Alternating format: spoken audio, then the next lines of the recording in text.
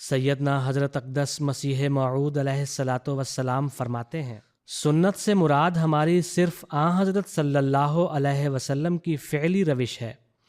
जो अपने अंदर तवातुर रखती है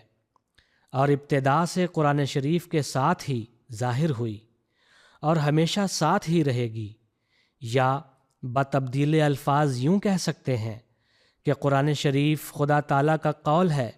और सुन्नत रसूलुल्लाह सल्लल्लाहु अलैहि वसल्लम का फ़ेल। और क़दीम से आदतुल्लाह यही है कि अम्बिया अलैहिमुस्सलाम खुदा का कौल लोगों की हिदायत के लिए लाते हैं, तो अपने अमली फ़ेल से यानी अमली तौर पर इस कौल की तफसीर कर देते हैं ता इस कौल का समझना लोगों पर मुश्तबे न रहे और इस कौल पर आप भी अमल करते हैं और दूसरों से भी अमल कराते हैं।